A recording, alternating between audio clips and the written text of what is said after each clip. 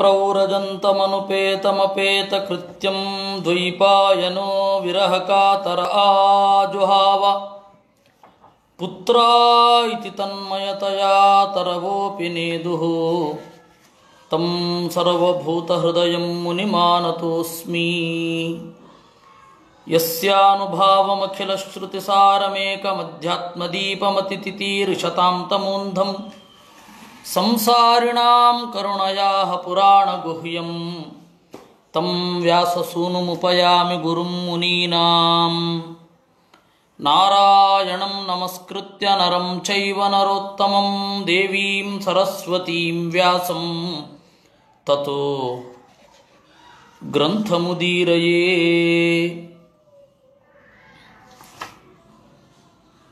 ತತ್ತಸ್ಥುಷಶ್ಚ ಜಗತಶ್ಚ ಭವಾನದೀಶೋ ಯನ್ಮಾಯಯೋತ್ಥಗುಣವಿಕ್ರಿಯಯೋಪನೀತಾನ್ ಅರ್ಥಾನ್ ಜುಷನ್ನಪಿ ಹೃಷೀಕಪತೆ ಚ ಲಿಪ್ತಃ ಏನ್ಯೇ ಸ್ವತಃ ಪರಿಹೃತಾನಪಿ ಬಿಭ್ಯತಿ ಸ್ಮ. ಶ್ರೀ ಕೃಷ್ಣ, ನೀನು ತಸ್ಥುಷಶ್ಚ, ತಸ್ಥುಷಃ ಅಂತಂದರೆ ನಿಂತವರು ಅಂತ ಅರ್ಥ. ಮರ ಮೊದಲಾದವುಗಳಿಗೆಲ್ಲ ಚಲನೆ ಇರೋದಿಲ್ಲ. ನಿಂತ ಜೀವರಿಗೆ, ಕದಲಲಾರದ ಜೀವರಿಗೆ ನೀನೇ ಒಡೆಯ. ಜಗತಃ, ಜಗತ್ತಂದ್ರೇ ಬದಲಾವಣೆ ಆಗೋದು ಅಥವಾ ಸಾಗೋದು ಅಂತ. ಗಚ್ಚತಿ ಇತಿ ಜಗತ್ತಂತ.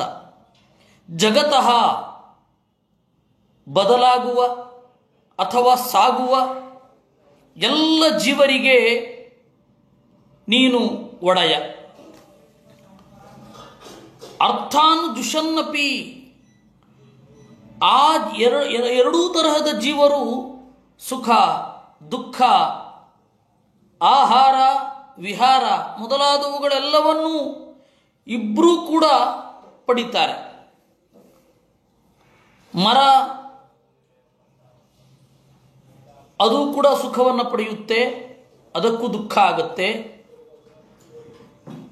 ಜೀವರಿಗೆ, ನಡೆದಾಡುವ ಜೀವರಿಗೆ ಎಲ್ಲರಿಗೂ ದುಃಖ ಸುಖ ಇತ್ಯಾದಿಗಳಾಗತ್ತೆ. ಇದು ಎಲ್ಲವನ್ನೂ ಕೂಡ ದೇವರು ಕಣ್ಣಾರೆ ನೋಡ್ತಾನೆ. ಯಾರಿಗೆ ಎಷ್ಟು ಖುಷಿಯಾಗಿದೆ ಅನ್ನೋದು ಅವನಿಗೆ ಗೊತ್ತು, ನಮಗೆ ಗೊತ್ತಾಗಲ್ಲ. ಹೊರಗಡೆ ಏನೋ ಭಾವನೆ ಇರಬಹುದು, ಒಳಗಡೆ ಏನೋ ಆನಂದ ಇರಬಹುದು, ನಮಗೇನು ಗೊತ್ತಾಗೋದಿಲ್ಲ. ನಾವು ಊಹಿಸಬೇಕು. ಇವರೆಲ್ಲರೂ ಕೂಡ ಬಹಳ ಸಂತೋಷ ಪಟ್ಟಿದ್ದಾರೆ. ಯಾಕೆ ಅಂತಂದರೆ ಇವರ ಮಾತು ಅದಕ್ಕೆ ನಿದರ್ಶನ ಅಂತ. ಇವರು ಆನಂದವನ್ನು ಅನುಭವಿಸಿದ್ದಾರೆ. ಯಾಕೆ ಅಂತಂದರೆ ಮುಖದಲ್ಲಿ ಆ ವಿಕಾಸ ಇದೆ ಅಂತ ನಾವು ಅಂದುಕೊಳ್ಬೇಕೇ ವಿನಃ, ಮತ್ತು ಅವರ ಪ್ರತಿಕ್ರಿಯೆಯನ್ನು ನೋಡಿ ನಾವು ಊಹಿಸಬೇಕೇ ವಿನಃ ನಮಗೆ ಸಾಕ್ಷಾತ್ತಾಗಿ ನೋಡುವ ಶಕ್ತಿ ಇಲ್ಲ. ನಾವು ಸಾಕ್ಷಿ ಅಲ್ಲ. ಸಾಕ್ಷಿ ಅಂದರೆ ಯಾರು? ಸಾಕ್ಷಾಧೀಕ್ಷತೆ, ನೇರವಾಗಿ ನೋಡುವವ ಅಂತ. ದೇವರು ಪ್ರತಿಯೊಂದನ್ನು ನೇರವಾಗಿ ನೋಡ್ತಾನೆ. ನಮ್ಮ ದುಃಖವನ್ನು ನೋಡ್ತಾನೆ, ನಮ್ಮ ಸುಖವನ್ನು ನೋಡ್ತಾನೆ, ಎರಡನ್ನೂ ಒಳಗಡೆಯಿಂದ ನೋಡ್ತಾನೆ. ಆದರೆ ಅವನದಕ್ಕೆ ಲಿಪ್ತನಾಗುವುದಿಲ್ಲ. ಅರ್ಥಾನ್ ಜುಷನ್ನಪಿ ಹೃಷಿ ಕಪತೇನ ಲಿಪ್ತಃ. ನಾವು ದುಃಖವನ್ನು ಭೋಗಿಸಬೇಕಾದರೂ ಕೂಡ ಸ್ವಾಮಿ ನೀನು ಅದಕ್ಕೆ ಲಿಪ್ತನಾಗದೆ, ಆ ಲೇಪವನ್ನು ಹೊಂದದೆ ಸುಖವಾಗಿ ಇರ್ತೀಯ. ಏನ್ಯೇ ಸ್ವತಃ ಪರಿಹೃತಾನಪಿ ಬಿಭ್ಯತಿ ಸ್ಮ. ನಿನ್ನನ್ನು ಬಿಟ್ಟು ಅನ್ಯೇ ಉಳಿದ ಜ್ಞಾನಿಗಳೂ ಕೂಡ ವಿಷಯಾನ್ ಬಿಭ್ಯತಿ, ಜಗತ್ತಿನ ವಸ್ತುಗಳ ಬಗ್ಗೆ ಭಯಪಡ್ತಾರೆ. ಎಂಥದೇ ಜ್ಞಾನಿ ಆಗಿರಬಹುದು, ವಸ್ತುಗಳ ಬಗ್ಗೆ ಒಂದು ಭಯ ಇರುತ್ತೆ, ಒಂದು ಇನ್ಸೆಕ್ಯೂರಿಟಿ ಫೀಲಿಂಗ್. ಎಷ್ಟು ದಿವಸ ಅಂತ ಹೇಳಿ ನಾವು ಈ ಜಡವಾದ ಪದಾರ್ಥದ ಮೇಲೆ ಅವಲಂಬಿಸಿಕೊಂಡಿರೋದು? ಏನೋ ಒಂದು ಭದ್ರತೆ ಬೇಕು, ಒಂದು ಸೆಕ್ಯೂರಿಟಿ. ಆ ಸೆಕ್ಯೂರಿಟಿ ಫೀಲಿಂಗ್ ಯಾವುದರಿಂದ ಬರೋದು? ದೇವರೇ ನಿನ್ನನ್ನು ನಂಬುವುದರಿಂದ ಬರೋದು. ನಮಗಿಂತ ಉತ್ಕೃಷ್ಟವಾದದ್ದು ಏನೋ ಇದೆ ಅಂತನ್ನುವ ಭಾವನೆಯಿಂದಲೇ ಸೆಕ್ಯೂರಿಟಿ ಫೀಲಿಂಗ್ ಬರೋದೇ ವಿನಃ ಯಾವುದೇ ಕಾರಣಕ್ಕೂ ಮನೆ ಇದೆ ಅಂತ ಸೆಕ್ಯೂರಿಟಿ ಫೀಲಿಂಗು. ಎದುರುಗಡೆ ಇರುವ ವ್ಯಕ್ತಿ ನಮಗೆ ಅತ್ಯಂತ ಆತ್ಮೀಯ, ನನ್ನನ್ನು ಯಾವತ್ತೂ ಬಿಟ್ಟು ಹೋಗೋಲ್ಲ ಅಂತ ಹೇಳಿ ಸೆಕ್ಯೂರಿಟಿ ಫೀಲಿಂಗ್, ಇವೆಲ್ಲ ಬರಲಿಕ್ಕೆ ಸಾಧ್ಯ ಇಲ್ಲ. ಅದಕ್ಕೆ ದೇವತೆಗಳು ಹೇಳ್ತಾರೆ, ಅನ್ಯೇ ಸ್ವತಃ ಪರಿಹೃತಾನಪಿ ಬಿಭ್ಯತಿ ಸ್ಮ. ಜೀವರು, ಅದರಲ್ಲೂ ವಿಶೇಷತಃ ಜ್ಞಾನಿಗಳು, ಪರಿಹೃತಾನಪಿ ವಸ್ತುಗಳಿಂದ, ಇದು ಬೇಡ ಅಂತ ಬಿಟ್ಟ ವಸ್ತುಗಳಿಂದಲೂ ಬೆದರುತ್ತಾರೆ. ಯಾವಾಗಲೂ ನಮ್ಮ ಮನಸ್ಸು ಈ ವಿಷಯ ಪದಾರ್ಥಗಳಲ್ಲಿ ತೊಡಗಬಾರದು ಅಂತ ಹೇಳಿ ಅದರ ಬಗ್ಗೆ ಭಯ ಇರುತ್ತೆ. ನಿನ್ನ ಬಗೆಗೆ ಅವರ ತುಡಿತ ಇರುತ್ತೆ. ಈಗಾಗಲೇ ಬಿಟ್ಟು ಬಂದಿರ್ತಾರೆ, ಅಂಥವರಿಗೂ ಭಯ ಇರುತ್ತೆ. ಆ ತರಹ ರಕ್ಷಣೆ ಮಾಡುವವ ನೀನೊಬ್ಬನೇ. ನೀನೊಬ್ಬ ಇದ್ದಿ ಅಂತ ಹೇಳಿ ನಾವು ಒಂದು ಭದ್ರತಾ ಭಾವನೆಯಲ್ಲಿ ಇದ್ದೇವೆ. ಅದು ಬಿಟ್ಟು ಯಾರಿಗೆ ಯಾರೂ ಅನಿವಾರ್ಯ ಅಲ್ಲ, ದೇವರು ಬಿಟ್ಟರೆ. ಜ್ಞಾನಿಗಳು ನಮಗೆ ಬೇಕು, ಯಾಕೆ ಅಂತಂದರೆ ದೇವರ ಬಳಿಗೆ ಕೊಂಡೊಯ್ತಾರೆ. ಆದ್ದರಿಂದ ಯಾರಿಗೆ ಯಾರೂ ಅನಿವಾರ್ಯ ಅಲ್ಲ. ಯಾರು ಸತ್ರು ಯಾರು ಬದುಕಿದ್ರು ಜಗತ್ತು ಹಾಗೆ ನಡೀತಾ ಹೋಗ್ತಾ ಇರುತ್ತೆ. ದೇವರೊಬ್ಬ ಇಲ್ಲ ಅಂತಂದರೆ ಜಗತ್ತು ನಡೆಯಲ್ಲ. ಅದರಿಂದಾಗಿ ನಿನ್ನ ಬಳಿ ಬಂದಿದ್ದೇವೆ. ತತ್ತಸ್ಥುಷಃ ಅರ್ಥಾನುಜುಷನ್ನಪಿ ಹೃಷೀಕ ಪತೆ ನಲಿಪ್ತಃ. ಈ ಎಲ್ಲ ದುಃಖಗಳಿಂದ ಜ್ಞಾನಿಗಳು ಬೆದರಿದ್ದಾರೆ, ಆದರೆ ನಿನಗೆ ಅದರ ಲೇಪ ಕೂಡ ಇಲ್ಲ. ಅಂತಹ ವ್ಯಕ್ತಿ ನೀನು. ಕೃಷ್ಣ ನಿನ್ನನ್ನು ತಪ್ಪು ಅರ್ಥ ಮಾಡಿಕೊಂಡವರೇ ಜಾಸ್ತಿ. ಸರಿಯಾಗಿ ಅರ್ಥ ಮಾಡಿಕೊಂಡವರಿಗಿಂತ ತಪ್ಪರ್ಥ ಮಾಡಿಕೊಂಡವರು ಬಹಳ ದೊಡ್ಡ ಸಂಖ್ಯೆಯಲ್ಲಿ ಇದ್ದಾರೆ. ಸ್ಮಾಯಾವಲೋಕಲವದರಚಿತ ಭಾವಭೂರಿ ಭಾವಹಾರಿ ಭ್ರೂಮಂಡಲ ಪ್ರತಿ ಪ್ರಹಿತ ಸೌರತ ಮಂತ್ರ ಶೌಂಡೈ ಪತ್ನ್ಯಸ್ತು ಷೋಡಚತಹಸ್ರಮನಂಗ ಬಾಣೈ ಯಸ್ಯೇಂದ್ರಿಯಂ ವಿಮಥಿತಂ ಕುಹಕೈರ್ನ ಶೇಕುಹು.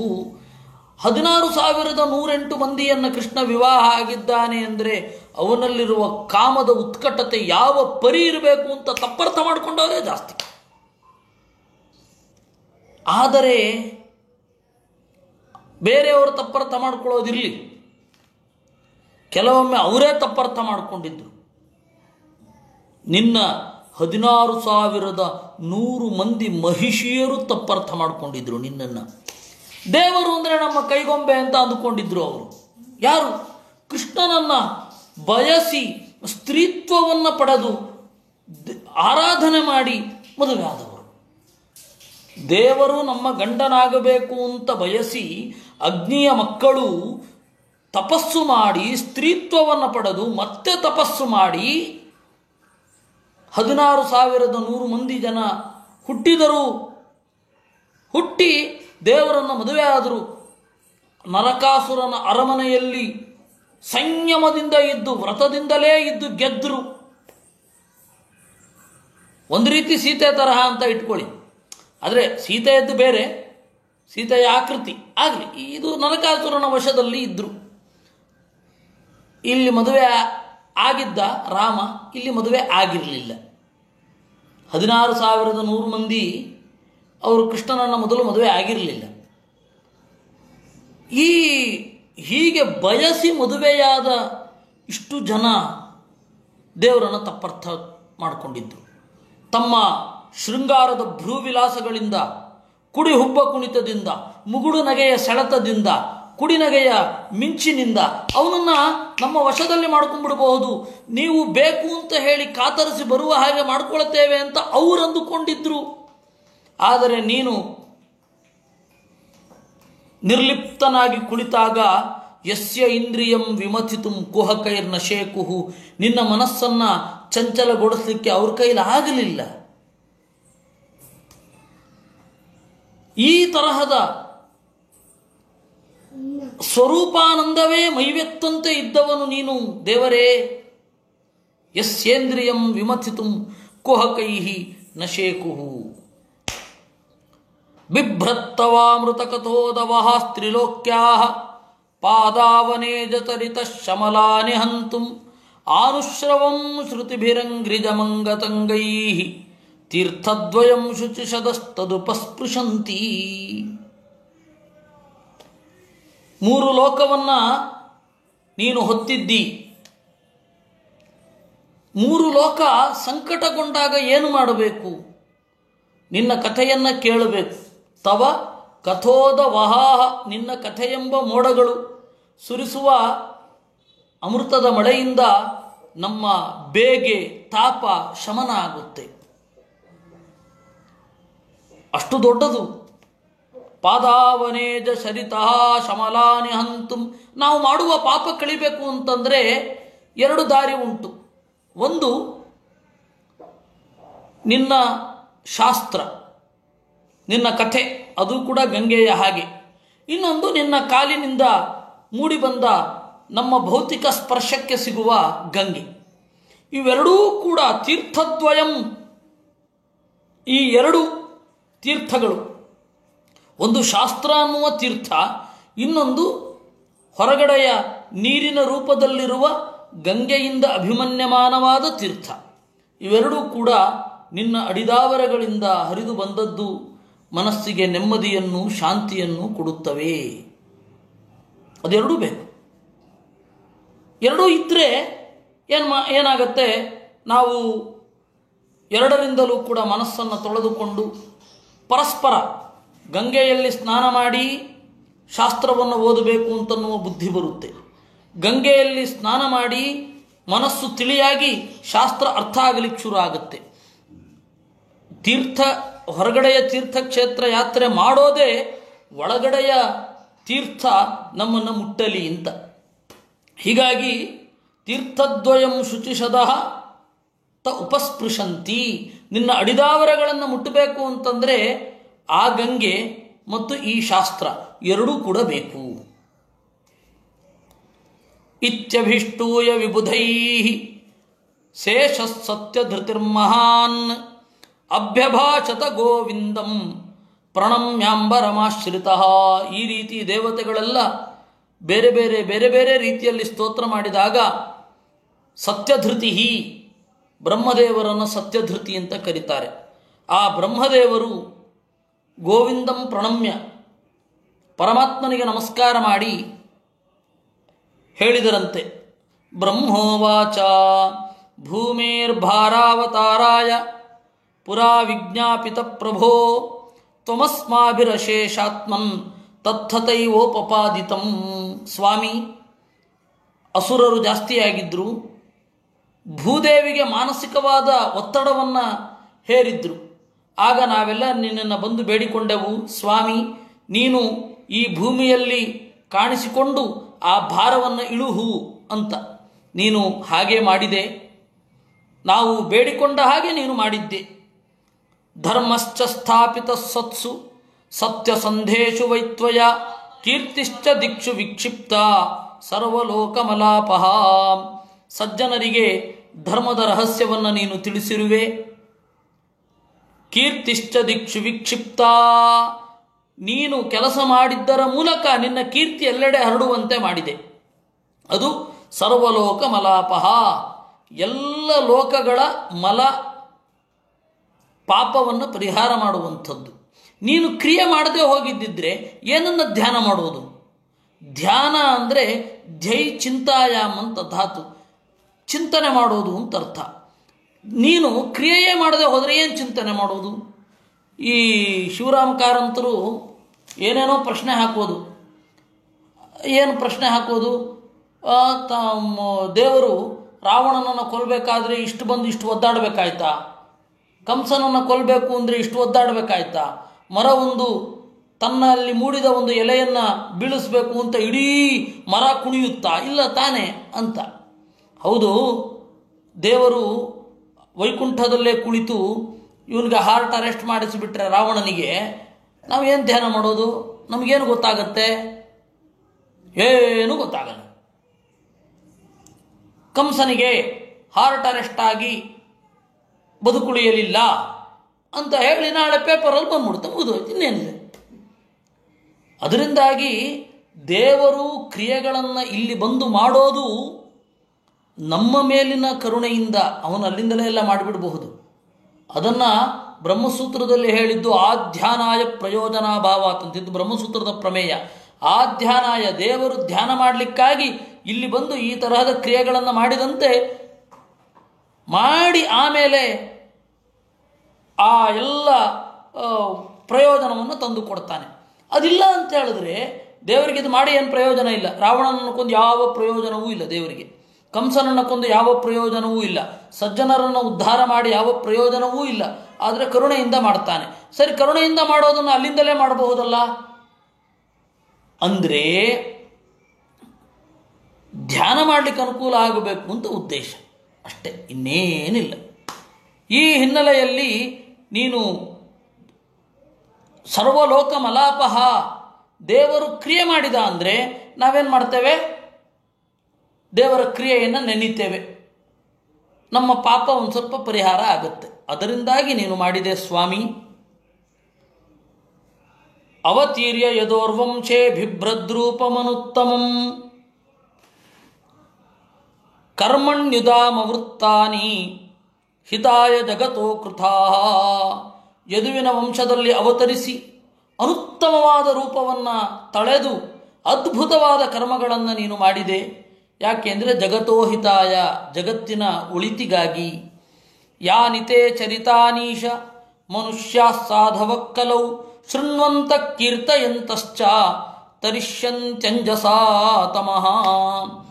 ಈಶಾ ಸ್ವಾಮಿ, ನೀನು ಕೃಷ್ಣನಾಗಿ ಮೂಡಿಬಂದು ಕಾಣಿಸಿಕೊಂಡು ನೀನು ಮಾಡಿದ ಕ್ರಿಯೆಗಳನ್ನು ಕಲಿಯುಗದಲ್ಲಿ ಸಜ್ಜನರು ನೆನಪಿಸಿಕೊಂಡು ಅದನ್ನು ಹಾಡ್ತಾ ತಮಃ ಭೀಕರವಾದ ಅಜ್ಞಾನದ ಈ ಸಮುದ್ರವನ್ನು ದಾಟುತ್ತಾರೆ.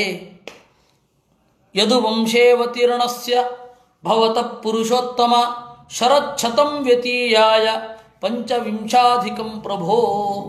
ನೀನು ಯದುವಂಶೇ ಅವತೀರ್ಣಸ್ಯ, ಯದುವಂಶದಲ್ಲಿ ಅವತರಿಸಿ ಶರಚ್ಛತಂ ವ್ಯತೀಯಾಯ. ಶರತ್ ಅಂತಂದರೆ ಚಳಿಗಾಲ. 100 ಚಳಿಗಾಲ ಅಂದರೆ 100 ವರ್ಷ ಅಂತ ಅರ್ಥ ಅಷ್ಟೇ ತಾನೆ. ವರ್ಷ ಅಂದರೂ ಮಳೆ ಅಂತ ಅರ್ಥ.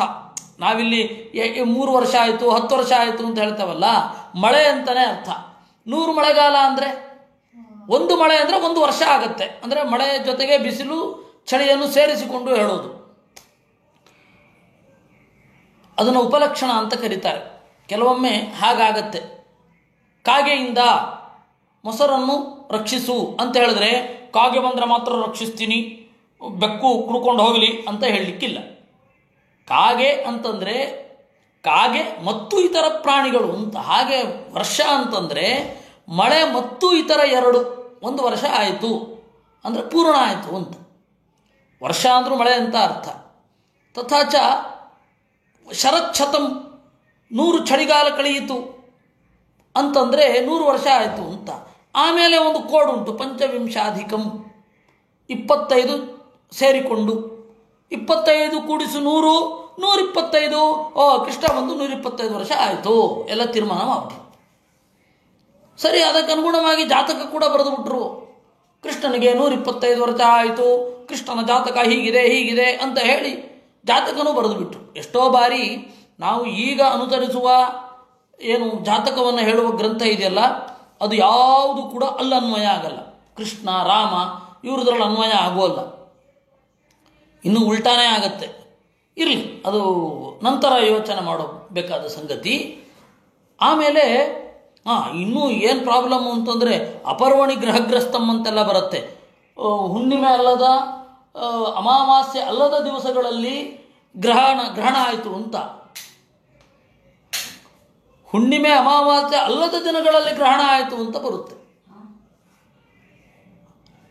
ಮಹಾಭಾರತ ಯುದ್ಧ ನಡೆಯುವಾಗ ಹುಣ್ಣಿಮೆ ಅಮಾವಾಸ್ಯೆ ಅಲ್ಲದ ದಿನಗಳಲ್ಲಿ ಗ್ರಹಣ ಆಯಿತು ಅಂದರೆ ಭೀಕರವಾದ ಉತ್ಪಾತವನ್ನು ಸೂಚಿಸುವಂಥದ್ದು ಅದು ಅಂತ.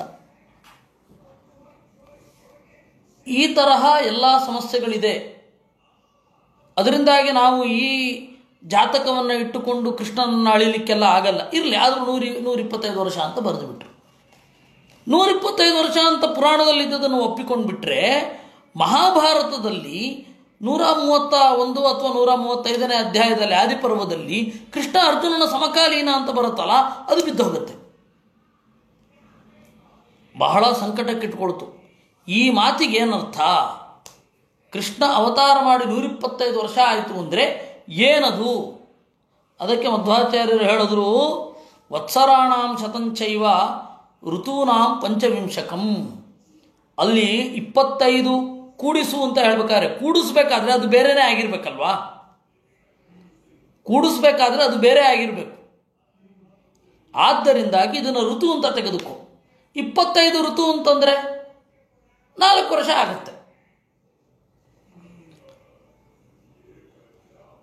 ಒಂದು ಬಾರಿ 6, 6 4 24, ಆಮೇಲೆ 1 25 ಅಂತಂದರೆ 4 ವರ್ಷ 2 ತಿಂಗಳು ಆಗುತ್ತೆ, ಅಥವಾ 1 ತಿಂಗಳಾಗುತ್ತೆ. 4 ವರ್ಷ 1 ತಿಂಗಳು. ಶರಚ್ಛತಂ ವ್ಯತೀಯಾಯ ಪಂಚವಿಂಶಾಧಿಕಂ, 100 ವರ್ಷದ ಮೇಲೆ 4 ವರ್ಷ ಆಯಿತು ಅಂದರೆ 104 ವರ್ಷ 1 ತಿಂಗಳಾಯಿತು ಅಂತ ಅರ್ಥ. ಶರಚ್ಛತಂ ವ್ಯತೀಯಾಯ ಪಂಚವಿಂಶಾಧಿಕಂ ಅಂತ. ಅವತೀರ್ಣಸ್ಯ ಕೃಷ್ಣಸ್ಯ ಯದಾ ಪ್ರಾಗಾತ್ ತದಾ ಹರಿಂ ಸ್ವಸ್ಥಾನಗಮನಾಪೇಕ್ಷಿ ಬ್ರಹ್ಮ ತುಷ್ಟಾವಸಾಮರಃ. ಬ್ರಹ್ಮದೇವರು ದೇವತೆಗಳ ಜೊತೆಗೂಡಿ ದೇವರನ್ನು ವಿನಂತಿ ಮಾಡಿಕೊಂಡ್ರು. ಯಾವಾಗ? ದೇವರಿಗೆ 104 ವರ್ಷ ಆದಾಗ, ದಯವಿಟ್ಟು ಈ ಭೂಮಿಯಿಂದ ನೀನು ಕಣ್ಮರೆಯಾಗಬೇಕು ಅಂತ ಬೇಡಿಕೊಂಡ್ರು ಅಂತ ಉಂಟು. ಎಲ್ಲಿ? ಭವಿಷ್ಯತ್ ಪುರಾಣದಲ್ಲಿ. ಅಭಿಪೇದೆ ಪರಂ ಸ್ಥಾನಂ ಚತುರ್ಮಾಸಾಧಿಕಂ ಪುನಃ. ಆಮೇಲೆ 2 ವರ್ಷ ಇದ್ದ ಅಂತ. ಸಂವತ್ಸರದ್ವಯಂ ಚೈವ ಪಶ್ಚಾತ್ ಸ್ಥಿತ್ವಾ ಜನಾರ್ದನ ಅಭಿಪೇದೆ ಪರಂ ಸ್ಥಾನಂ ಚತುರ್ಮಾಸಾಧಿಕಂ ಪುನಃ. ಆಮೇಲೆ 2 ತಿಂಗಳು, ಆಮೇಲೆ 2 ವರ್ಷ, ಆಮೇಲೆ 4 ತಿಂಗಳು. ಒಟ್ಟಾರೆ 106 ವರ್ಷ ಮತ್ತು ಚಿಲ್ಲರೆ ತಿಂಗಳು ಕೃಷ್ಣ ಇದ್ದ ಈ ಭೂಮಿಯಲ್ಲಿ, ಎಲ್ಲರಿಗೂ ಕಾಣಿಸಿಕೊಂಡಿದ್ದ. ಆಗ ಲೆಕ್ಕ ಕರೆಕ್ಟ್ ಆಯ್ತು. ಇವನಿಗಿಂತ 1.5 ವರ್ಷಕ್ಕೆ ದೊಡ್ಡವನು ಧರ್ಮರಾಜ. ಇವನು 106 ವರ್ಷ 6 ತಿಂಗಳು ಅಂತ ಹೇಳಿದ್ರೆ ಅಲ್ಲಿ ಹೇಗಾಗತ್ತೆ? 108 ವರ್ಷ ಧರ್ಮರಾಜ ಬಾಳಿದ್ದು, 107 ವರ್ಷ ಭೀಮಸೇನ, 106 ವರ್ಷ 9 ತಿಂಗಳು ಬಲರಾಮ, 106 ವರ್ಷ 6 ತಿಂಗಳು ಕೃಷ್ಣ, 106 ವರ್ಷ ಅರ್ಜುನ ಬಾಳಿದ್ದು, 105 ವರ್ಷ ನಕುಲ ಸಹದೇವರು ಬಾಳಿದ್ದು, 104 ವರ್ಷ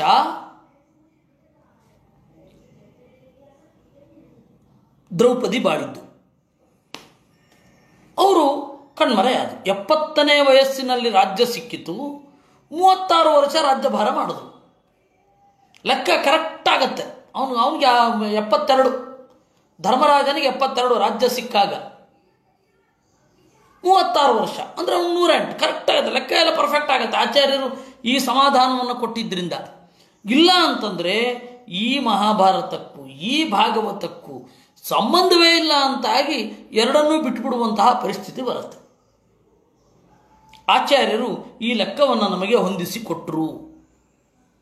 ಭಾಗವತ ಹೇಳಿದ್ದು 25 ಅಂತ ಹೇಳಿದ್ದು ಋತುಗಳನ್ನು ಲೆಕ್ಕ ಹಾಕಿಕೊಂಡು, ತಿಂಗಳು ಅಂತ ಇಟ್ಕೊಳ್ಳಿ. ಇನ್ನು ಇದು ಹೇಳಿದ್ದು ಭಾಗವತ, ಇದು ಮಹಾಭಾರತ ಹೇಳಿದ್ದು ನೇರವಾಗಿ ವರ್ಷಗಳನ್ನು. ಅದರಿಂದ ಯಾವುದೇ ವಿರೋಧ ಬರಲ್ಲ ಅನ್ನುವುದು ಇಲ್ಲಿ ಇರುವ ತಾತ್ಪರ್ಯ. ನಾಧುನಾತೆ ಖಿಲಾಧಾರ ದೇವ ಕಾರ್ಯೇ ವಶೇಷಿತಂ ಕುಲಂಚ ವಿಪ್ರಶಾಪೇನ ನಷ್ಟಪ್ರಾಯಮಭೂದಿದಂ. ಈಗ ಯಾವ ದೇವ ಕಾರ್ಯವೂ ಉಳಿದಿಲ್ಲ ಸ್ವಾಮಿ. ಕುಲಂಚ ವಿಪ್ರಶಾಪೇನ, ನೀನೇ ಯಾದವ ಕುಲವನ್ನು ನಾಶ ಮಾಡಬೇಕು ಅಂತ ಹೇಳಿ ಬ್ರಾಹ್ಮಣರ ಶಾಪವನ್ನು ತಂದಾಗಿದೆ. ತತಸ್ವಧಾಮ ಪರಮಂ ವಿಶಸ್ವ ಯದಿ ಮನ್ಯತೆ ಸಲೋಕಾನ್ ಲೋಕಪಾಲನ್ನಃ ಪಾಹಿ ವೈಕುಂಠ ಕಿಂಕರಾನ್.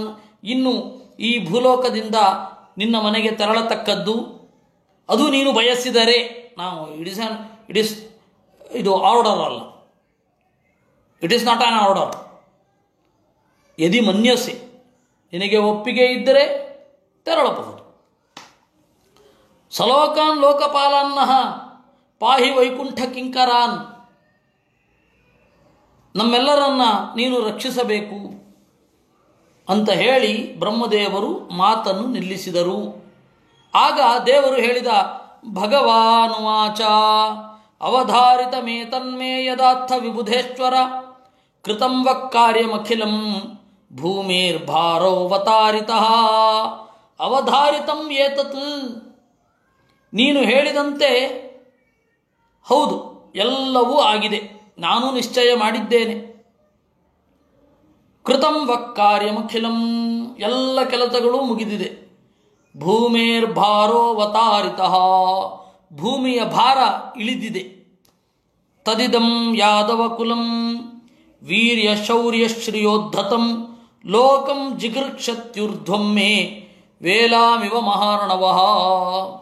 ಇನ್ನು ಈ ಯಾದವ ಕುಲ ವೀರ್ಯದಿಂದಲೂ ಶೌರ್ಯದಿಂದಲೂ ಸಂಪತ್ತಿನಿಂದಲೂ ಕೊಬ್ಬಿದೆ. ದೇವರೇ ಈ ಮಾತಾಡೋದಾ? ಇದಕ್ಕೇನರ್ಥ ಅಂತ ಹೇಳಿ ಆಚಾರ್ಯರು ಮುಂದೆ ಹೇಳ್ತಾರೆ. ಉಪಸಂಹೃತ್ಯ ದೃಪ್ತಾನಾಂ ಯದೂನಾಂ ವಿಪುಲಂ ಕುಲಂ ಗಂತ್ಯಾಸ್ಮ್ಯನೇನ ಲೋಕೋಯಂ ಉದ್ಬಣೇನ ವಿನಂಕ್ಷತಿ. ಅದರಿಂದ ದೃಪ್ತಾನಾಂ ಕೊಬ್ಬಿರುವಂತಹ ಯಾದವರ ಹಿರಿದಾದ ಈ ಕುಲವನ್ನು ಸಂಹರಿಸಿ, ಹಿರಿದಾದ ಅಂತ ಯಾಕೆ ಹೇಳೋದು ಅಂತಂದರೆ ವಿಷ್ಣು ಪುರಾಣದಲ್ಲಿ ಒಂದು ಲೆಕ್ಕ ಬರುತ್ತೆ. ಸುಮಾರು 3 ಲಕ್ಷ ಜನ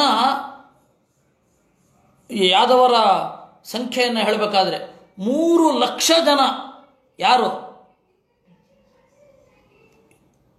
ಧನುರ್ವಿದ್ಯೆಯನ್ನು ಹೇಳಿಕೊಡುವ ಆಚಾರ್ಯರು. ಒಬ್ಬೊಬ್ಬರ ಕೈಯಲ್ಲಿ 10 ಜನ ಇದ್ದರೂ ಎಷ್ಟು ಅಂತ ಲೆಕ್ಕ ಹಾಕೊಳ್ಳಿ. ಅಷ್ಟು ಜನ ಯಾದವ ಕುಮಾರರಿದ್ದರಂತೆ. ವೃದ್ಧರ ಲೆಕ್ಕ ಬೇರೆ, ಬಾಲಕರ ಲೆಕ್ಕ ಬೇರೆ, ಮತ್ತೆ ಇವರು ಯಾರು ಸೈನಿಕರದ್ದು, ಉಳಿದ ಪೌರರದ್ದು, ಹೆಣ್ಣು ಮಕ್ಕಳದ್ದು, ಎಲ್ಲರದ್ದು ಲೆಕ್ಕ ಬೇರೆ. ಯಾದವ ಯುವಕರ ಸಂಖ್ಯೆ ಅಷ್ಟು. ಅದನ್ನು ದೇವರು ನಾಶ ಮಾಡಬೇಕು ಅಂತ ಚಿಂತನೆ ಮಾಡಿ ಈ ರೀತಿ ಹೇಳ್ದ. ಆದರೆ ಹೇಳಿದ್ದು ಈ ಯಾದವರು ಬಹಳ ಕೊಬ್ಬಿ ಬಿಟ್ಟಿದ್ದಾರೆ ಅಲ್ಲ, ದೇವರಿಗೆ ಕಂಟ್ರೋಲ್ ಮಾಡಲಿಕ್ಕಾಗಲ್ವಾ? ಯಾಕೆ ಈ ರೀತಿ ಮಾಡಬೇಕು ಅಂತ ಪ್ರಶ್ನೆ. ಅದಕ್ಕೆ ದೇವರ ಕರುಣೆ ಇದಕ್ಕೆ ಕಾರಣ ಅಂತ ಹೇಳ್ತಾ ಇದ್ದಾರೆ. ದೇವರು ಹೇಳಿದರ ಅಭಿಪ್ರಾಯ ಏನು? ಸತಾಮಪಿ ಕಲೌ ಪ್ರಾಪ್ತೆ ವಿಕಾರೋ ಮನಸ್ಸೋ ಭವೇತ್.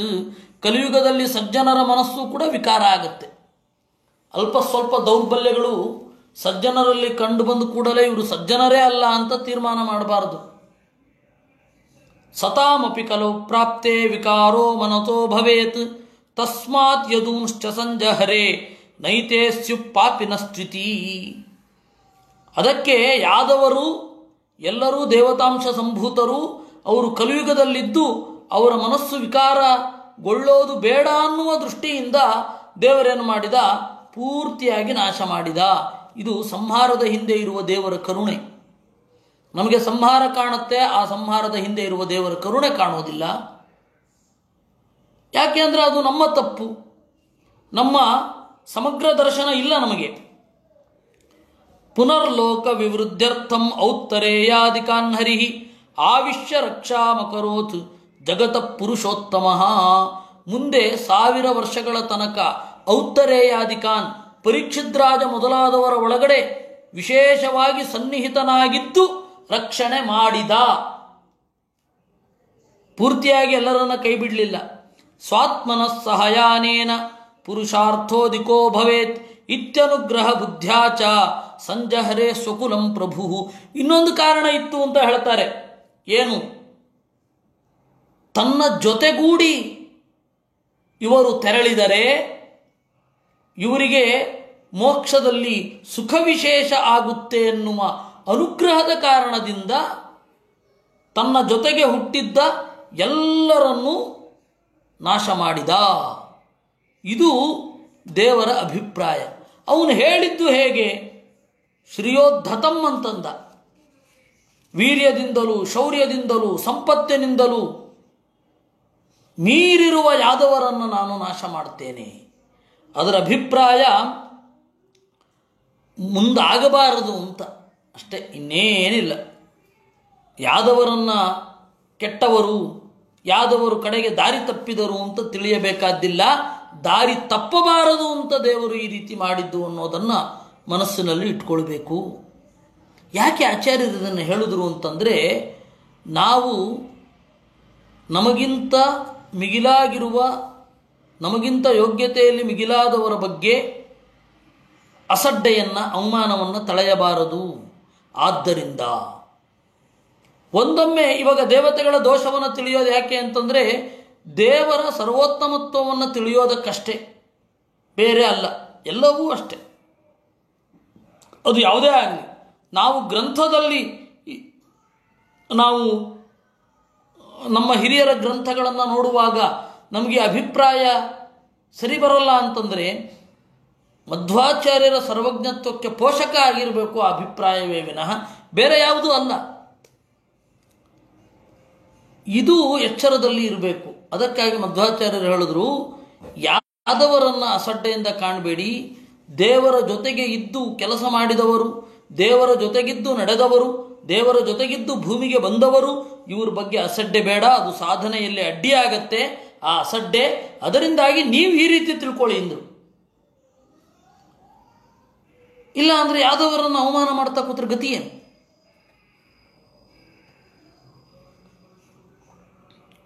ಹೀಗೆ ದೇವರು ಹೇಳಿದ, ದೇವರ ಹೇಳಿಕೆಗೆ ಈ ಅರ್ಥ ಅಂತ ಆಚಾರ್ಯರು ಸ್ಪಷ್ಟಗೊಳಿಸಿದರು. ಇದಾನೀಂ ನಾಚ ಆರಬ್ಧ ಕುಲಸ್ಯ ದ್ವಿಜಶಾಪಜ ಯಾಸ್ಯಾಮಿ ಭವನಂ ಬ್ರಹ್ಮನ್ ಏತದಂತೆ ತವಾನಘ. ಈಗ ನಾಶ ಶುರು ಆಗಿದೆ ಬ್ರಹ್ಮ, ಇದಾದ ಕೂಡಲೇ ನಾನು ಹೊರತೇನೆ ಎಂದ. ಶ್ರೀ ಶುಕೌವಾಚ ಇತ್ಯುಕ್ತೋ ಲೋಕನಾಥೇನ ಸ್ವಯಂಭೂ ಪ್ರಣಿಪತ್ಯತಂ ಸಹ ದೇವಗಣೈರ್ದೇವ ಸ್ವಂ ಧಾಮ ಸಮಪದ್ಯತ. ಈ ರೀತಿಯಾಗಿ ದೇವರು ಹೇಳಿದಾಗ ಸ್ವಯಂಭೂ ಬ್ರಹ್ಮದೇವರು ಪ್ರಣಿಪತ್ಯ ನಮಸ್ಕರಿಸಿ, ದೇವಗಣೈ ಸಹ ದೇವತೆಗಳ ಜೊತೆಗೂಡಿ ಸ್ವಧಾಮ ಸಮಪದ್ಯತ ತಮ್ಮ ಮನೆಗೆ ಹೋದ್ರಂತೆ. ಅಥ ತಸ್ಯಾಂ ಮಹೋತ್ಪಾತಾನ್ ದ್ವಾರವತ್ಯಾಂ ಸಮುತ್ಥಿತಾನ್ ವಿಲೋಕ್ಯ ಭಗವಾನಾಹ ಯದು ವೃದ್ಧಾನ್ ಸಮಾಗತಾನ್. ಅದಾದ ಮೇಲೆ ಪ್ರಕೃತಿಯ ಒಂದು ಎಚ್ಚರಿಕೆ ಉತ್ಪಾತದ ರೂಪದಲ್ಲಿ ಬರುತ್ತೆ. ನಾವು ಶಕುನ ಅಂತೆಲ್ಲ ಏನು ನೋಡ್ತೇವಲ್ಲ, ಅದೆಲ್ಲ ಪ್ರಕೃತಿಯ ಎಚ್ಚರಿಕೆ. ಅದು ಕೆಲವೊಮ್ಮೆ ಬೆಕ್ಕ ಅಡ್ಡ ಹೋಗೋದು, ಪಕ್ಷಿ ವಿಕಾರವಾಗಿ ಕಿರಿಚೋದು, ಇವೆಲ್ಲ ಪ್ರಕೃತಿಗೆ ಹತ್ತಿರದಲ್ಲಿದ್ದಾಗ ನಮಗೆ ಒಳ್ಳೆ ಮಾರ್ಗದರ್ಶನ ಇರ್ತಿತ್ತು. ಅಂದರೆ ಇವಾಗ ಯಾವುದಾರೊಂದು ಪಕ್ಷಿ ಅಥವಾ ಮಂಗ ವಿಪರೀತ ಕೀಚ್ ಕೀಚ್ ಅಂತ ಆಯಿತು ಅಂತಂದರೆ ಹುಲಿಯೋ ಚಿರತೆಯೋ ಆಚೆ ಬಂದಿದೆ ಅಂತ ಅರ್ಥ. ಈ ತರಹದ ಸಂಗತಿಗಳು. ಆದರೆ ನಾವು ಅದರಲ್ಲಿ ಏನೋ ಸೈಂಟಿಫಿಕ್ ಆಗಿ ಹುಡ್ಕೊಂಡು ಹೋಗೋವ್ರದ್ದು ಒಂದು, ಇಲ್ಲ ಯಾವ ಶಕುನವೇ ಇಲ್ಲ ಅಂತ ಹೇಳೋರು ಇನ್ನೊಂದು. ಅದರಿಂದ ಏನೋ ಇದೆ, ಅದೆಲ್ಲ ಭೌತಿಕವಾಗಿಯೇ ಪ್ರಯೋಜನವನ್ನು ನೀಡುವಂಥದ್ದು, ಭೌತಿಕವಾದ ಚಲನವಲನಗಳನ್ನು ನಮಗೆ ತಿಳಿಸತಕ್ಕಂಥದ್ದು.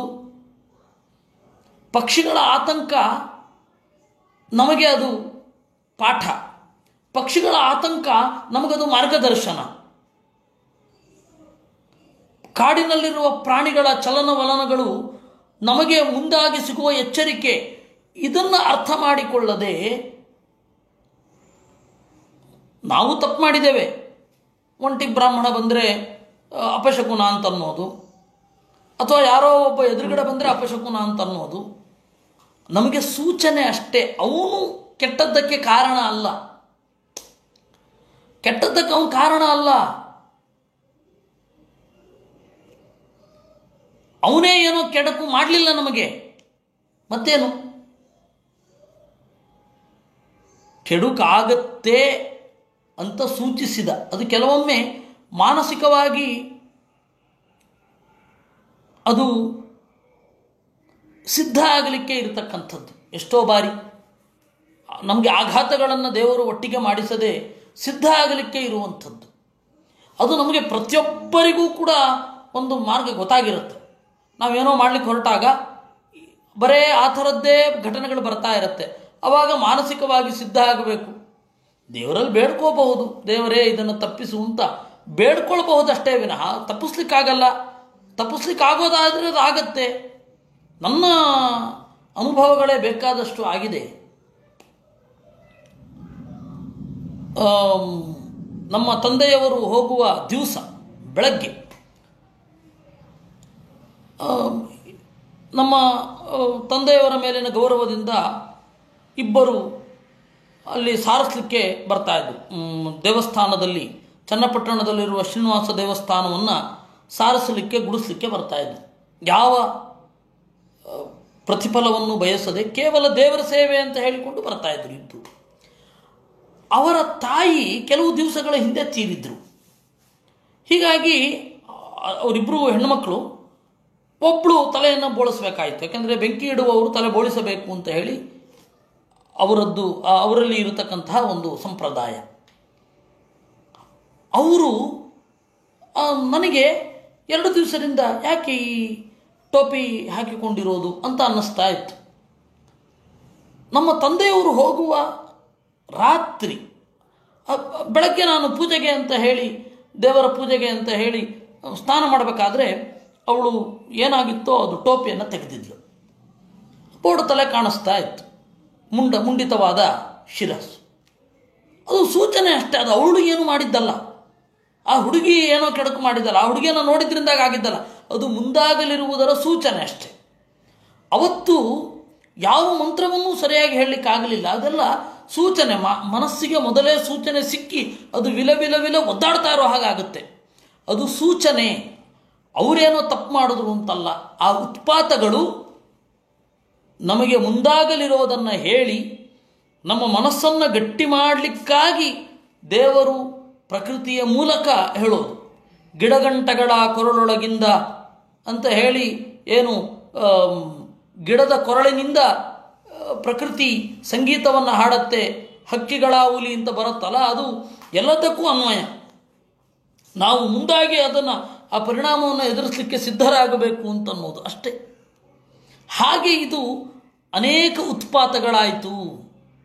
ಆಗ ಎಲ್ಲರಿಗೂ ಆತಂಕ ಆಯಿತು. ನೋಡಿ, ದೇವರೇ ಆ ಉತ್ಪಾತವನ್ನು ತಪ್ಪಿಸಲಿಲ್ಲ, ಎಲ್ಲ ಯಾದವರನ್ನು ಕರೆದು ಹೇಳಿದ ಅಂತೆ, ಏತೇ ವೈತು ಮಹೋತ್ಪಾತಾ. ಅದರಿಂದಾಗಿ ಈ ಉತ್ಪಾತಗಳು ಅಥವಾ ಶಕುನಗಳು ಇದನ್ನು ಸರಿಯಾಗಿ ಪೂರ್ಣವಾಗಿ ತಿಳ್ಕೊಂಡಿಲ್ಲ. ಭಾರತೀಯ ಸಂಪ್ರದಾಯವನ್ನು ಗೌರವಿಸುವ ಒಂದು ವರ್ಗ, ಅವರು ಸರಿಯಾಗಿ ತಿಳ್ಕೊಂಡಿಲ್ಲ. ಇನ್ನು ಪೂರ್ತಿಯಾಗಿ ತಿಳ್ಕೊಳ್ಳದೇ ಇದ್ದವರು ಅದರ ಹಿಂದಿನ ಮೆಥಡಿನ ಬಗ್ಗೆ ತಿಳ್ಕೊಂಡಿಲ್ಲ. ಅಂದರೆ ಮಾಡರ್ನ್ ಥಿಂಕರ್ಸ್ ಅಂತ ಏನಿರ್ತಾರೆ ಅವರಿಗೂ ಇದು ಅರ್ಥ ಆಗಿಲ್ಲ. ಇನ್ನು ನಾವು ಸಾಂಪ್ರದಾಯಿಕರು, ಟ್ರೆಡಿಷನಲ್ಸ್ ಅಂತ ಏನು ಅಂದ್ಕೊಂಡಿರ್ತಾರೆ ಅವ್ರಿಗೂ ಅರ್ಥ ಆಗಿಲ್ಲ. ಇಬ್ಬರಿಗೂ ಅರ್ಥ ಆಗಿಲ್ಲ. ಎಲ್ಲನೂ ಒಂದೇ ರೀತಿ ಇರಲ್ಲ, ಅದು ನೋಡಿ ಅರ್ಥ ಮಾಡ್ಕೊಳ್ಬೇಕಷ್ಟೇ ಅಂತ. ಬೆಕ್ಕು ಇಲಿಯನ್ನು ಹಿಡಿಲಿಕ್ಕೆ ಹೋಗುತ್ತೆ, ಅದೇನು ಹೇಳುತ್ತೆ, ಅದು ನಮಗೇನೋ ಮಾಡಿಬಿಡತ್ತೆ ಅಂತಲ್ಲ, ನಾವು ಮುಂದಾಗ ಎಚ್ಚರವನ್ನು ತೆಗೆದುಕೊಳ್ಳಬೇಕು ಅಂತ ಅಷ್ಟೇ ಅರ್ಥ. ಇನ್ನೂ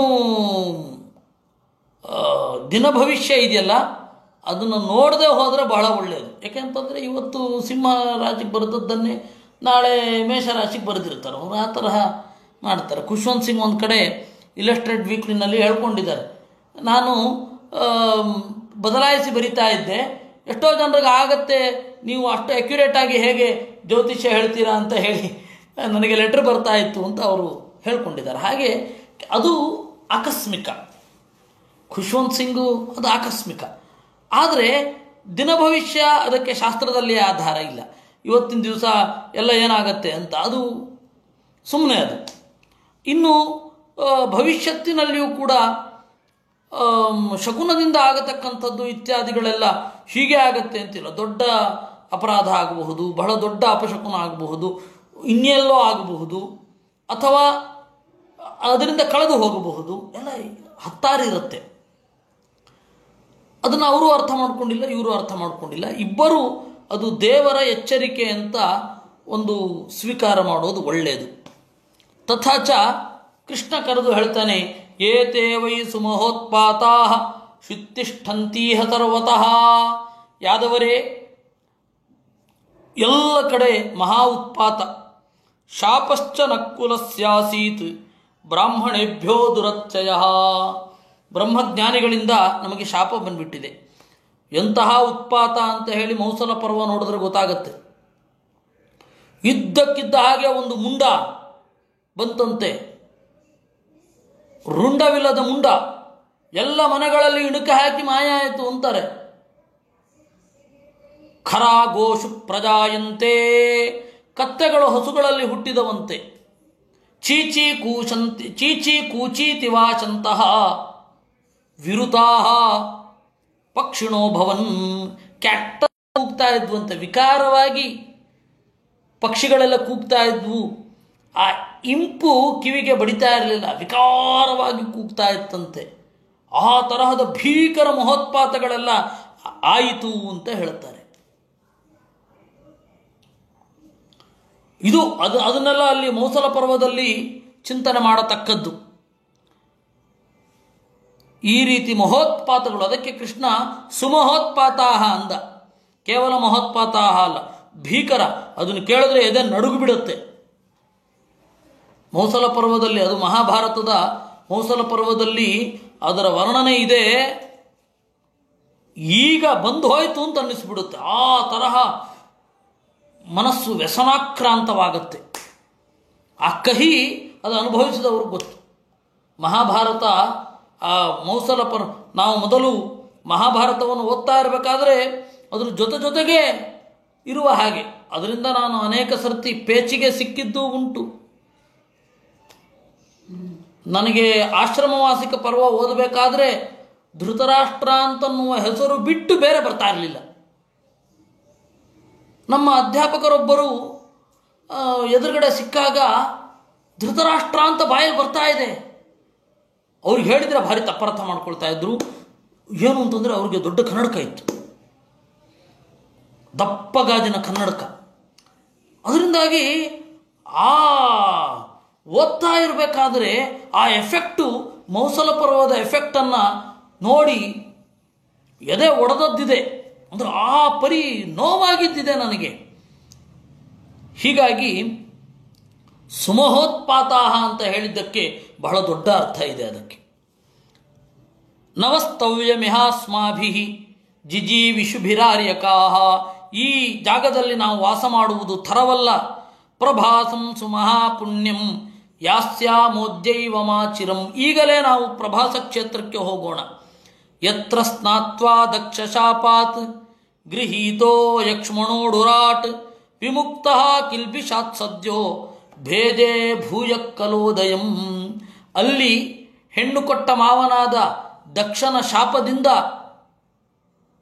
ಕಂಗೆಟ್ಟ ಚಂದ್ರ ಶಾಪದಿಂದ ಬಿಡುಗಡೆ ಹೊಂದಿದ ಅಂತಹ ಪುಣ್ಯಕ್ಷೇತ್ರ ಪ್ರಭಾಸ, ಅಲ್ಲಿಗೆ ಹೋಗೋಣ. ಏನದು ಹಾಗಂದ್ರೆ ಅಂತಂದರೆ ಸ್ವಲ್ಪ ಬೇರೆ ಪುರಾಣಗಳಲ್ಲಿರುವ ಕಥೆಯನ್ನು ಹೇಳಬೇಕಾಗತ್ತೆ. ಚಂದ್ರ ರೋಹಿಣಿಯನ್ನು ಪ್ರೀತಿಸ್ತಾ ಇದ್ದಂತೆ. ಚಂದ್ರನಿಗೆ ದಕ್ಷನ 27 ಹೆಣ್ಣು ಮಕ್ಕಳ ಜೊತೆಗೆ ಮದುವೆ ಆಗಿತ್ತು. 27 ಜನ, ಅವರೆಲ್ಲ ನಕ್ಷತ್ರಾಭಿಮಾನಿಗಳು. ನಕ್ಷತ್ರಾಭಿಮಾನಿನಿ ದೇವತೆಯರು ಅಶ್ವಿನಿ, ರೋಹಿಣಿ, ಕೃತ್ತಿಕಾ, ಇದೆಲ್ಲ. ಯಾವ ಹುಣ್ಣಿಮೆಯಲ್ಲಿ ಚಂದ್ರ ಈ ನಕ್ಷತ್ರದಲ್ಲಿ ಉದಯಿಸ್ತಾನೋ ಆ ಮಾಸ ಅಂತ. ಕಾರ್ತಿಕ ಮಾಸ, ಕೃತ್ತಿಕಾ ನಕ್ಷತ್ರದಲ್ಲಿ ಇದ್ದ ಚಂದ್ರ ಉದಯಿಸಿದ ದಿನ ಅಥವಾ ಒಂದು ತಿಂಗಳವರೆಗೆ. ಅದು ತಿಂಗಳು ಅಂದ್ರೇನೆ ಚಂದ್ರನ ಬೆಳಕು ಅಂತ ಅರ್ಥ. ಬೆಳದಿಂಗಳು ಅಂತ ಪ್ರತ್ಯೇಕ ಹೇಳಬೇಕಾಗಿಲ್ಲ ನೀವು. ತಿಂಗಳು ಅಂದ್ರೇನೆ ಚಂದ್ರನ ನಕ್ಷತ್ರ ಅಂತ, ಚಂದ್ರನ ಬೆಳಕು ಅಂತ ಹೇಳಿ ಉಂಟು. ಇರಲಿ, ಆದರೂ ನಾವು ಹೇಳ್ತೇವೆ ತಿಂಗಳು ಅಂತ ಹೇಳ್ತೇವೆ. ಬೆಳತಿಂಗಳು, ಬೆಳತು, ಬೆಳ್ಳಿ ತಿಂಗಳು, ಬೆಳದಿಂಗಳು ಅಂತ ಹೇಳ್ತೇವೆ. ಆದರೂ ತೊಂದರೆ ಇಲ್ಲ. ಬಿಳಿಯಾದ ಹಾಲು, ಮಾತನ್ನು ಆಡಿದನು, ಹೇಳಿದ ಹಾಗೆ. ಆ ಥರದ ಪ್ರಯೋಗಗಳು ಬೇಕಷ್ಟುಂಟು. ಮಾತನ್ನಲ್ಲದೆ ಇನ್ಯಾವುದನ್ನು ಹೇಳಲಿಕ್ಕಾಗತ್ತೆ. ಹೇಳಿದನು ಅಂದರೆ ಸಾಕು, ಮಾತಾಡಿದ ಅಂತಲೇ ಅರ್ಥ ಬರುತ್ತೆ. ಆದರೆ ಲೋಕದಲ್ಲಿ ಅದೊಂದು ಜೊತೆಗೆ ಸಹಪ್ರಯೋಗ ಸಿದ್ಧ ಅಂತ ಭಾಷಾಶಾಸ್ತ್ರದಲ್ಲಿ ಹೇಳ್ತಾರೆ. ಹೀಗಾಗಿ ಅವನು ಈ ನಕ್ಷತ್ರಾಭಿಮಾನಿನಿ ದೇವತೆಗಳನ್ನು ಮದುವೆ ಆಗಿದ್ದ. ಅದರಲ್ಲಿ ರೋಹಿಣಿಯನ್ನು ಕಂಡ್ರೆ ಪರಮ ಪ್ರೀತಿ ಚಂದ್ರನಿಗೆ. ಉಳಿದ 26 ಜನ ಹೋಗಿ ದೂರು ಕೊಟ್ರಂತೆ ಅಪ್ಪನಿಗೆ. ರೋಹಿಣಿಯನ್ನೇ ಹೆಚ್ಚು ಪ್ರೀತಿಸ್ತಾನೆ ಚಂದ್ರ, ನಮ್ಮನ್ನು ಯಾರೂ ಪ್ರೀತಿಸೋದೇ ಇಲ್ಲ. ಅದಕ್ಕೆ ಈ ಪಕ್ಷಪಾತ ಮಾಡೋದ್ರಿಂದಾಗಿ ನೀನು 16 ಕಲೆಗಳಿಂದ ಏನು ಕೂಡಿದ್ದಿ, 16 ಕಲೆಗಳು ಕ್ರಮೇಣ ನಾಶ ಆಗಲಿ, ಕ್ಷಯರೋಗ ಬರಲಿ ಅಂತ ಶಾಪ ಕೊಟ್ಟ. ಅದರಿಂದಾಗಿ ಒಂದೊಂದೇ ಕಲೆ ನಾಶ ಆಗ್ತಾ ಹೋಯಿತು. ಕಲಾ ಅಂದರೆ ಭಾಗ, ಸಕಲ ಅಂದರೆ ಗೊತ್ತಾಯ್ತಲ್ಲ, ಭಾಗಗಳಿಂದ ಕೂಡಿದ್ದು ಅಂತ ಅಂದರೆ ಪೂರ್ಣ ಅಂತ ಅರ್ಥಾದರ್ಥ. ಸಕಲ ಅಂದರೆ ತಥಾಚ ಅವನು ಪ್ರಭಾಸ ಕ್ಷೇತ್ರದಲ್ಲಿ ಬಂದು ತಪಸ್ಸು ಮಾಡಿದ.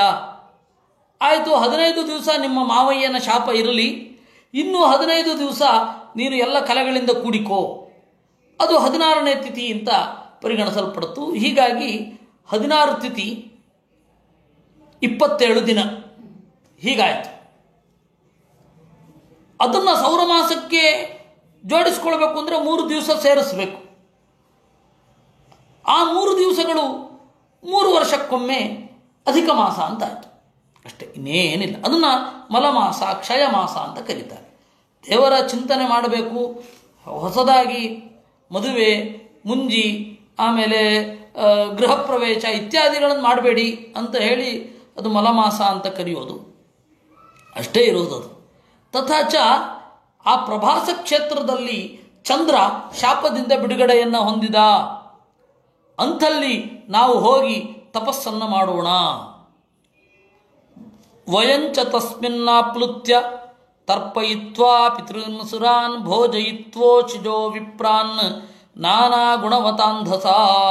ಅಲ್ಲಿ ಸ್ನಾನ ಮಾಡಿ ಪಿತೃದೇವತೆಗಳಿಗೆ ಮತ್ತು ದೇವತೆಗಳಿಗೆ ತರ್ಪಣವನ್ನಿತ್ತು ಚೆನ್ನಾಗಿ ಬ್ರಾಹ್ಮಣರನ್ನು ಊಟ ಹಾಕಿ ಅವರನ್ನು ತೃಪ್ತಿಗೊಳಿಸಿ ಆಶೀರ್ವಾದವನ್ನು ಪಡೆಯೋಣ.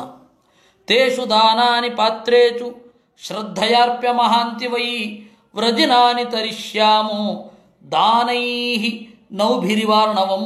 ಚೆನ್ನಾಗಿ ದಾನ ಮಾಡೋಣ, ಅವರು ತೃಪ್ತರಾಗ್ತಾರೆ, ಅವರ ಆಶೀರ್ವಾದ ಸಿಗತ್ತೆ, ನಾವು ವಿಪತ್ತಿನಿಂದ ದಾಟ್ತೇವೆ ಅಂದ. ಶ್ರೀಚುಕೌವಾಚ ಏವಂ ಭಗವತಾದಿಷ್ಟಾ ಯಾದವಾಕುಲನಂದನ ಗಂತುಂ ಕೃತಧಯಸ್ತೀರ್ಥಂ ಸ್ಯಂದನಾನ್ ಸಮಯೂಯುಜನ್. ಈ ರೀತಿ ದೇವರು ಆದೇಶ ಮಾಡಿದ ಮೇಲೆ ಯಾದವರೆಲ್ಲರೂ ಕೂಡ ಹೊರಡಬೇಕು ಅಂತ ನಿಶ್ಚಯಿಸಿ ಸ್ಯಂದನಾನ್ ಸಮಯೂಯುಜನ್ ರಥವನ್ನು ಹೂಡಿದರು. ತನ್ನಿರೀಕ್ಷೋದ್ಧವೋ ರಾಜನ್ ಶ್ರುತ್ವಾ ಭಗವತೋದಿತಂ ದೃಷ್ಟ್ವಾ ರಿಷ್ಟಾನಿ ಘೋರಾಣಿ ನಿತ್ಯಂ ಕೃಷ್ಣ ಮನೋರಥಃ. ಉದ್ಧವ ಇದನ್ನು ಕ್ಲೋಸ್ ಆಗಿ ಅಬ್ಸರ್ವ್ ಮಾಡ್ತಾ ಇದ್ದ. ಘೋರವಾದ ಶಕುನಗಳನ್ನು ನೋಡಿ ಕೃಷ್ಣನ ಬಳಿ ಬಂದ. ವಿವಿಕ್ತ ಉಪಸಂಗಮ್ಯ ಜಗತಾಮೀಶ್ವರೇಶ್ವರಂ ಪ್ರಣಮ್ಯ ಶಿರಸಾ ಪಾದವು ಪ್ರಾಂಜಲಿಸ್ತಮಭಾಷತ. ಯಾರೂ ಇಲ್ಲದಿದ್ದಾಗ ಕೃಷ್ಣನ ಬಳಿ ಬಂದು ನಮಸ್ಕರಿಸಿ ಕೈಗಳನ್ನು ಮುಗಿದು ಹೀಗೆ ನುಡಿದ. 27 ವರ್ಷದ ಮೊದಲೇನೇ ಉದ್ಧವನಿಗೆ ಗೊತ್ತಿತ್ತು ಈ ರೀತಿ ಪರಸ್ಪರ ಕಲಹದಿಂದ ಯಾದವರು ನಾಶ ಆಗ್ತಾರೆ ಅಂತ. ಆವಾಗ ಒಮ್ಮೆ ಕೃಷ್ಣನ ಬಾಯಿಂದ ಈ ಗೀತೆಯನ್ನೆಲ್ಲ ಕೇಳಿದ್ದ. ಆಗ ಉದ್ಧವನ ಜೊತೆಗೆ ಮೈತ್ರೇಯನೂ ಕೂಡ ಕೇಳಿದ್ದ. ಆ ಮೈತ್ರೇಯ ವಿದುರನಿಗೆ ಉಪದೇಶವನ್ನು ಮಾಡಿದ. ಕೃಷ್ಣ ಹೇಳಿದ್ದ, ಮೈತ್ರೇಯರೇ ನೀವೇ ವಿದುರನಿಗೆ ಉಪದೇಶ ಮಾಡಬೇಕು ಅಂತ. ಇತ್ತ ವಿದುರ ತೀರ್ಥಕ್ಷೇತ್ರ ಯಾತ್ರೆ ಮಾಡ್ತಾ ಇರಬೇಕಾದರೆ ಯುದ್ಧ ಮುಗಿದ ಮೇಲೆ 27 ವರ್ಷಕ್ಕೆ ಮುನ್ನವೇ ಉದ್ಧವನಿಂದ ಮತ್ತು ಬೇರೆ ಬೇರೆ ಜ್ಞಾನಿಗಳಿಂದ ಇದನ್ನೆಲ್ಲ ಕೇಳಿ ಸಂಕಟಪಟ್ಟು ಮೈತ್ರೇಯನಿಂದ ಕೃಷ್ಣ ಹೇಳಿದ್ದರ ಸಾರವನ್ನು ಕೇಳಿದ. ಅದು 3 ಮತ್ತು 4ನೆಯ ಸ್ಕಂಧವಾಗಿ ಇದೆ. ಅದಾದ ಮೇಲೆ ಇನ್ನೇನು ಹೊರಡಬೇಕು ಅಂತ ಇರಬೇಕಾದ್ರೆ ಉದ್ಧವ 2ನೇ ಬಾರಿ ಕೇಳಿದ. ಮೊದಲನೇ ಬಾರಿ ಏನು ಕೇಳಿದ, ಕೃಷ್ಣನ ಡೈರೆಕ್ಟ್ ಹೊರಡಿಸೋ ನಮಗೆ ಸಿಗುವಲ್ಲ, ಮೈತ್ರೇಯರ ಮೂಲಕ ವಿದುರನಿಗೆ ಇಳಿದು ಬಂದದ್ದು, ಅದು ಮೊದಲನೇ ಬಾರಿ ಹೇಳಿದ್ದು. ಅದರಿಂದಾಗಿ ಉದ್ಧವ 2 ಬಾರಿ ಗೀತೆಯನ್ನು ಕೇಳಿದ. ಅದು ಬೇರೆ ಬೇರೆ ವಿಚಾರಗಳಿರಬಹುದು, ಅದು ಪ್ರಸಿದ್ಧ ಇಲ್ಲ. ಉದ್ಧವ ಗೀತೆ ಅಂತ ಇದೇ ಪ್ರಸಿದ್ಧ.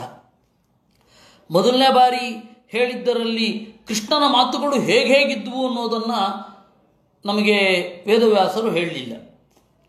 2ನೇ ಬಾರಿ ಕೇಳಿದ್ದನ್ನು ನಮ್ಮ ಮುಂದೆ ಇಟ್ಟಿದ್ದಾರೆ. ಇಷ್ಟಾದರೂ ಇಟ್ಟರಲ್ಲ ಅಂತ ಸಂತೋಷ ಪಡಬೇಕು.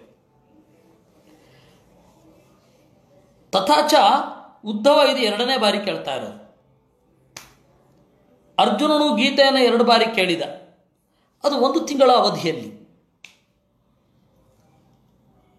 70ನೇ ವಯಸ್ಸಿನಲ್ಲಿ ರಣಾಂಗಣದಲ್ಲಿ ಕೇಳಿದ್ದು. ಅದಕ್ಕಿಂತ ಮೊದಲು ವೇದವ್ಯಾಸರಿಂದ ಉಪದೇಶ ಆಗಿತ್ತು, ಅದು ಬೇರೆ. ಅದಾದ ಮೇಲೆ 1 ತಿಂಗಳಾದ ಮೇಲೆ ಕೃಷ್ಣ, ನನಗೆ ನೀನು ಹೇಳಿದ್ದೆಲ್ಲ ಮರ್ತೋಗಿದೆ, ದಯವಿಟ್ಟು ಬೇರೆ ಹೇಳು ಅಂತಂದಾಗ ಮತ್ತೆ ಕೃಷ್ಣ ಬೇರೆನೇ ರೀತಿಯಾಗಿ ಹೇಳ್ಬಿಡ್ತಾನೆ. ಅದರ ಅಂಶಗಳನ್ನು ಒಳಗೊಂಡಿದೆ, ಬೇರೆನೇ ರೀತಿಯಾಗಿ ಹೇಳ್ತಾನೆ. ಅದೇ ರೀತಿ ಉದ್ಧವನಿಗೂ 2 ಬಾರಿ ಉಪದೇಶ ಆಗಿದೆ. ಆದರೆ ಉದ್ಧವ ದಾರ್ಢ್ಯಕ್ಕಾಗಿ ಕೇಳಿದ್ದು ಮತ್ತು ಬೇರೆ ಆಯಾಮಗಳಿಗಾಗಿ ಕೇಳಿದ್ದು. ಇಷ್ಟು ವ್ಯತ್ಯಾಸ ಇದೆ. ಒಂದು ಬೃಹಸ್ಪತಿ, ಇನ್ನೊಂದು ಇಂದ್ರ. ಇಂದ್ರ 8ನೇ ಕಕ್ಷೆಯಲ್ಲಿ ಇದ್ದವ, ಅದನ್ನು ಅರ್ಜುನ ಕೇಳಿದ್ದು. ಉದ್ಧವ ಬೃಹಸ್ಪತಿ ಅಂದರೆ ಅವನು 10ನೇ ಕಕ್ಷೆ. ಆದರೆ ಅದನ್ನು ಅರ್ಜುನ ಗೀತೆ ಅಂತ ಕರೆಯೋಲ್ಲ, ಕೃಷ್ಣ ಗೀತೆ ಅಂತ ಕರೀತಾರೆ, ಭಗವದ್ಗೀತೆ ಅಂತ ಕರೀತಾರೆ. ಇದು ಉದ್ಧವ ಗೀತೆ ಅಂತ ಕರೀತಾರೆ. ಯಾಕೆಂದರೆ 2ರಲ್ಲಿಯೂ ಕೇಳುಗರ ಉತ್ಕಟವಾದ ಒತ್ತಡ ಇದೆ. ಆದರೆ ಭಗವದ್ಗೀತೆಯಲ್ಲಿ ಏನು ಅಂತ ಗೊತ್ತಿಲ್ಲದೆ ಕೇಳೋದು. ಶಿಷ್ಯಸ್ತೇಹಂ ಚಾದಿಮಾಂ ತ್ವಾಂ ಪ್ರಪನ್ನಂ ಅಂತ, ಇಂಥದ್ದೇ ಬೇಕು ಅಂತ ಕೇಳಿರಲ್ಲ. ಪ್ರಾಯ ಅದಕ್ಕಾಗಿ ಅದು ಕೃಷ್ಣ ಹೇಳಿದ ಗೀತೆ ಆಯಿತು. ಇದು ಕೃಷ್ಣ ಹೇಳಿದ್ದೆ, ಆದರೆ ಕೇಳಿದವ ಪ್ರಧಾನ, ಆದ್ದರಿಂದ ಉದ್ಧವ ಗೀತೆ ಅಂತ ಇದಕ್ಕೆ ಹೆಸರಾಯಿತು. ಮುಂದೆ ನೋಡೋಣ ಉದ್ಧವ ಯಾವ ರೀತಿ ತನ್ನ ಬೇಡಿಕೆಯನ್ನು ಮುಂದೆ ಇಟ್ಟ ಅಂತ. ದೇವದೇವೇತ ಯೋಗೇಚ ಪುಣ್ಯಶ್ರವಣ ಕೀರ್ತನ ಸಂವೃತ್ಯೈತತ್ ಕುಲಂ ನೂನಂ ಲೋಕಂ ಸಂತ್ಯಕ್ಷತೆ ಭವಾನ್ ವಿಪ್ರಶಾಪಂ ಸಮರ್ಥೋಪಿ ಪ್ರತ್ಯಹನ್ನಯದೀಶ್ವರ.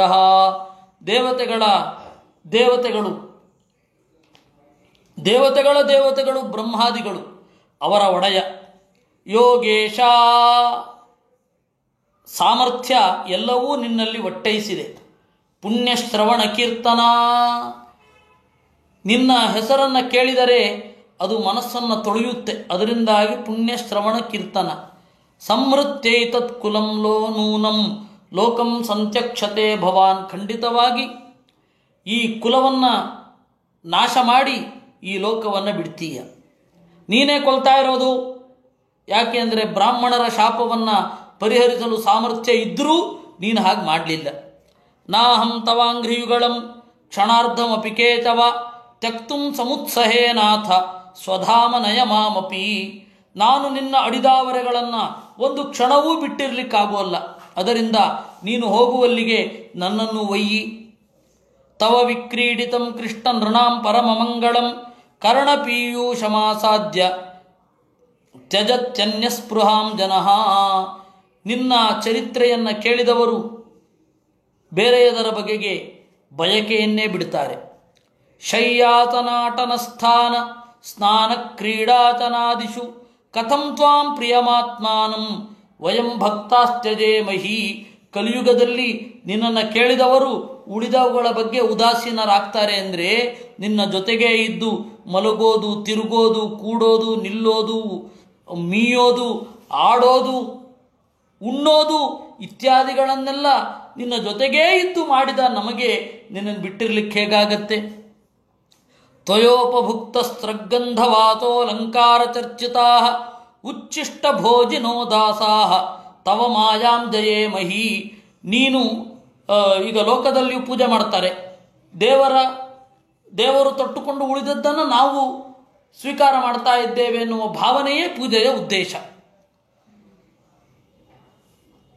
ದೇವರಿಗೆ ನೈವೇದ್ಯ ಮಾಡೋದು, ತಿನ್ನೋದು, ನೀನು ತಿಂದು ಉಳಿದದ್ದನ್ನು ನಾವು ತಿಂತಾ ಇದ್ದೇವೆ, ನಮ್ಮ ಮನೆಯ ಯಜಮಾನ ನೀನು ಅಂತನ್ನುವ ಚಿಂತನೆಯೇ ಅಲ್ಲಿರೋದು.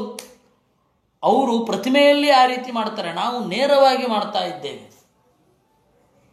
ನಿನ್ನ ಮಾಯೆಯನ್ನು ಜಯಿಸಲಿಕ್ಕೆ ನೀನು ಧರಿಸಿದ ಮಾಲೆಯನ್ನು ನಾವು ಧರಿಸೋದು, ನೀನು ತೊಟ್ಟುಕೊಂಡ ಗಂಧವನ್ನು ನಾವು ತೊಟ್ಟುಕೊಳ್ಳೋದು, ನೀನು ಉಟ್ಟುಕೊಂಡು ಬಿಟ್ಟ ಬಟ್ಟೆಯನ್ನು ನಾವು ಉಟ್ಟುಕೊಳ್ಳೋದು, ನೀನು ತೊಟ್ಟುಕೊಂಡ ಆಭರಣವನ್ನು ನಾವು ತೊಟ್ಟುಕೊಳ್ಳೋದು, ಮಾಡೋದು ಅದಕ್ಕಾಗಿ.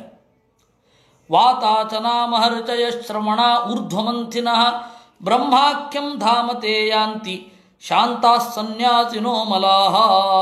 ನಿನ್ನನ್ನು ಅರ್ಥ ಮಾಡಿಕೊಂಡವರು ವಾತಾಶನಾಹ, ಗಾಳಿಯನ್ನು ಮಾತ್ರ ಉಣ್ಣುವವರು, ಊರ್ಧ್ವರೇತಸ್ಕರಾದವರು, ಅವರು ನಿನ್ನನ್ನು ತಿಳಿದುಕೊಂಡು ನಿನ್ನ ಮನೆಗೆ ಬರ್ತಾರೆ. ನಾವು ವಯಂ ತ್ವಿಹ ಮಹಾಯೋಗಿನ್ ಭ್ರಮಂತ ಕರ್ಮವರ್ತ್ಮಸು ತ್ವದ್ವಾರ್ತಯ ತರಿಷ್ಯಾಮಃ ತಾವಕೈಃ ದುಸ್ತರಂ ತಮಃ. ನಾವು ಹಾಗಿಲ್ಲ, ಕರ್ಮದ ದಾರಿಯಲ್ಲಿ ಸುತ್ತುತ್ತಾ ಏನೋ ನಿನ್ನವರ ಅನುಗ್ರಹದಿಂದ ನಾವು ಎತ್ತರಕ್ಕೆ ಏರಲಿದ್ದೇವೆ. ಅಲ್ಲ, ಉದ್ಧವ ಈ ರೀತಿ ಸುಳ್ಳು ಹೇಳಬಹುದೇ? ಉದ್ಧವನು ಜ್ಞಾನಿ ತಾನೆ, ನನಗೆ ಜ್ಞಾನ ಇದೆ ಅಂತ ಹೇಳ್ಕೊಳ್ಳೋದೇ ಇಲ್ಲ. ನಾವು ತಿಳಿಯದವರು ತಿಳಿಯದವರು ತಿಳಿಯದವರು ಅಂತ ಹೇಳ್ಕೊಳ್ಬೇಕೆ ಅವನು? ಅಂದರೆ ಆಚಾರ್ಯರು ಇದಕ್ಕೆ ಉತ್ತರ ಕೊಡ್ತಾರೆ. ಉದ್ಧವನ ಹಿಂದಿನ ಉದ್ದೇಶ ಏನು, ಮತ್ತು ಆ ರೀತಿ ಯಾಕೆ ಜ್ಞಾನಿಗಳು ಮಾತನಾಡ್ತಾರೆ ಅನ್ನೋದನ್ನು ನಾವು ತಾತ್ಪರ್ಯದ ಮೂಲಕ ನಾಳೆ ನೋಡೋಣ. ಈ ತನಕ ಏನು ಚಿಂತನೆ ಮಾಡಿದ್ದೇವೆ ಅದರಿಂದ ದೇವರು ಪ್ರೀತನಾಗಲಿ ಅಂತ ಹೇಳ್ತಾ ಈ ಚಿಂತನೆಯನ್ನು ಎಲ್ಲರೂ ಒಟ್ಟಿಗೆ ದೇವರಿಗೆ ಅರ್ಪಿಸೋಣ. ಅನೇನ ಭಾವಿಯತ್ ಪುಣ್ಯಂ ತದಾಪ್ನೋತು ಪಿತಾಮಮ. ಕೃಷ್ಣಾರ್ಪಣಮಸ್ತು.